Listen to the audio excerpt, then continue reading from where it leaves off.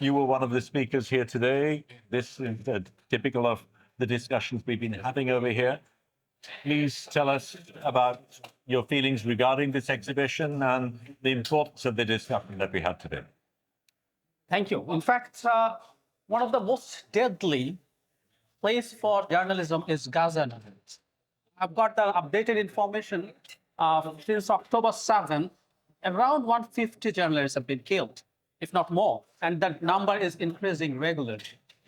So within a very short period, when we are having this sort of killing of the journalists, it's undoubtedly giving us some clear message that what type of atrocity is going on here. When 150 journalists have been killed in some war, or aggression, I better say, then what about the general people? Oh, no, the death toll is around 35,000 now, and a huge number of them, and most of them are civilians, and a considerable number are children. So we can imagine how tough the situation over there.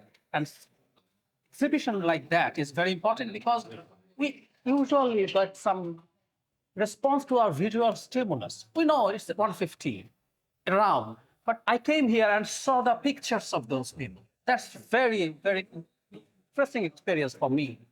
And even some pictures are not there, and there's some flowers over there, and we know the name of those people. So this experience that I had here, frankly speaking, one or two very prominent journalists were news, and their name came in the newspapers worldwide.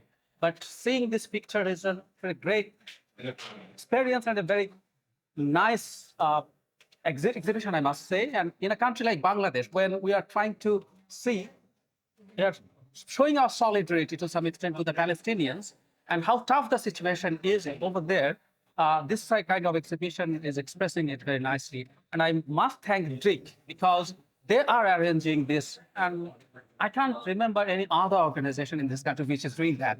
So in that consideration, Drik is doing an excellent job.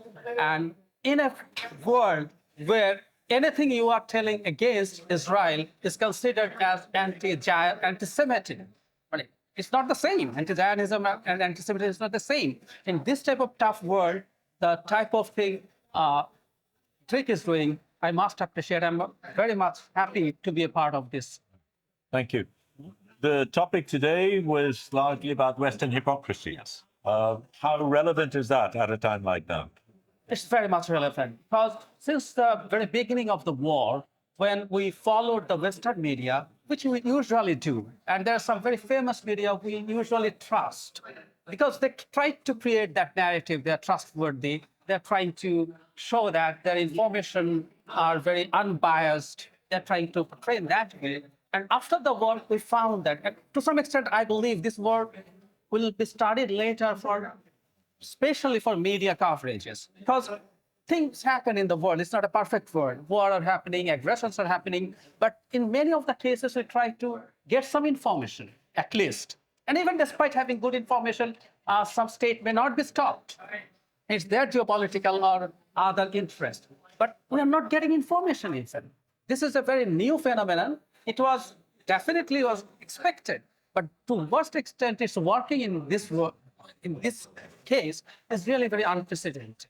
So it should be a matter of discussion because we talked in our discussion that the trend or the benchmark is set by the West about the press freedom. We are talking about here the press freedom.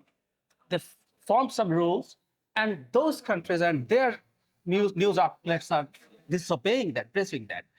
In that consideration, it's a very important discussion, and it should be discussed everywhere.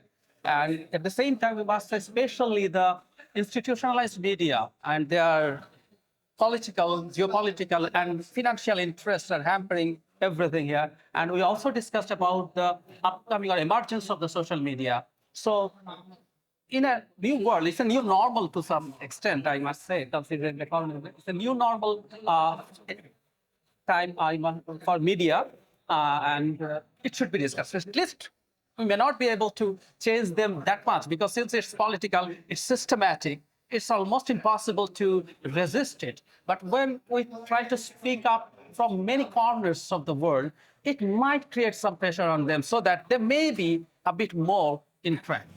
And hopefully we will challenge this colonialism. Thank you. Thank you.